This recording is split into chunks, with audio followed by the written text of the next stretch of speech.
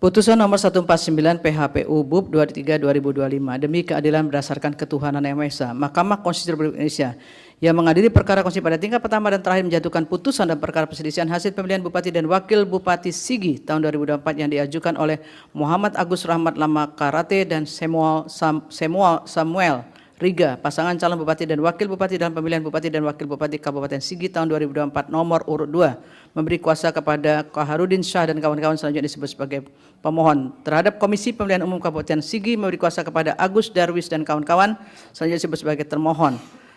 Muhammad Rizal Incinai dan Samuel Yansen Pongi, pasangan calon Bupati dan Wakil Bupati dalam pemilihan umum Bupati dan Wakil Bupati Kabupaten Sigi tahun 2024 nomor urut 1, memberi kuasa kepada Ermas Cintawan dan kawan-kawan selanjutnya disebut sebagai pihak terkait.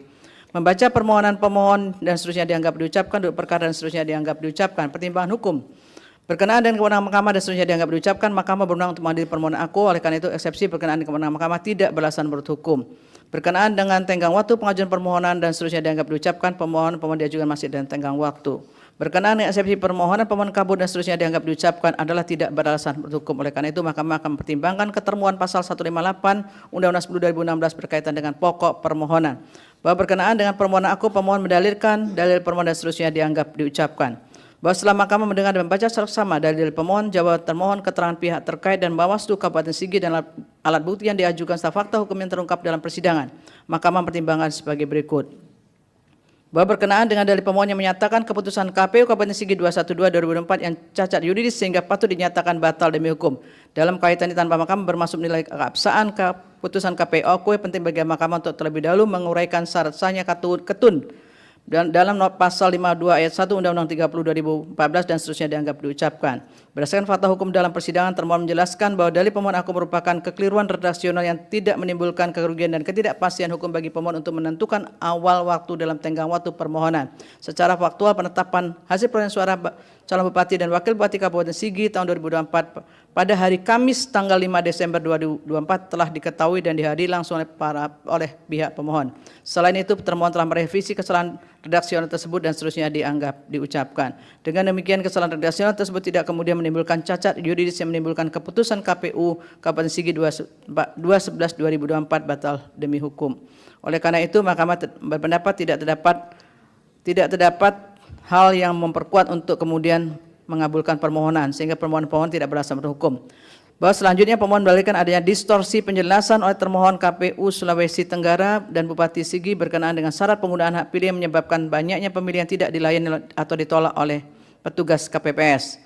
Terhadap dalil pemohon aku sesuai dengan fakta hukum termohon sebagai penyelenggara pemilu berpedoman pada PKPU, keputusan KPU serta surat KPU 2734 dan seterusnya. Kemudian terdapat surat KPU Sulawesi Tenggara nomor 1938 dan seterusnya perihal penjelasan pemilih non KTPL pada pemilihan serentak 2024. Selain itu terdapat surat edaran Bupati Sigi nomor 100 dan seterusnya.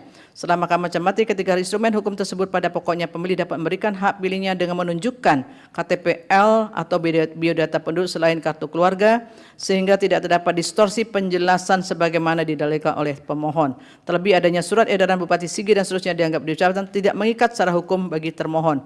Dengan demikian, pada prinsipnya penyelenggara pemilihan tidak dapat menolak pemilih sepanjang dapat menunjukkan identitas berupa biodata penduduk yang memuat 3 unsur, nama, tanggal lahir, dan foto. Oleh karena itu, Mahkamah berpendapat dari pemohon aku adalah tidak beralasan menurut hukum.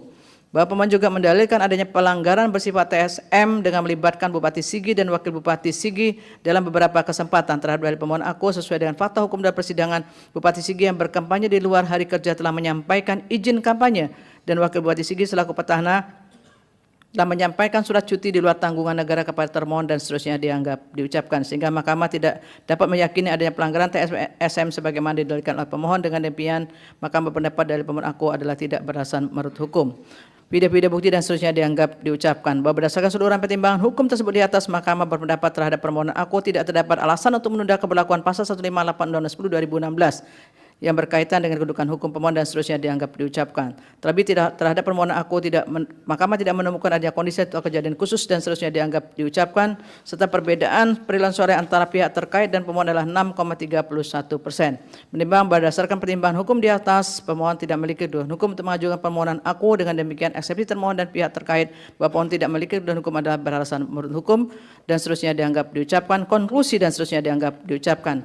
Berdasarkan Undang-Undang Dasar Negara Republik Indonesia tahun 1945 dan seterusnya dianggap diucapkan. Amar putusan mengadili dalam eksepsi 1 mengabulkan eksepsi termohon dan eksepsi pihak terkait berkenaan dengan kedudukan hukum pemohon. 2 menolak eksepsi termohon dan eksepsi pihak terkait untuk selain dan selebihnya. Dalam pokok permohonan menyatakan permohonan pemohon tidak dapat diterima.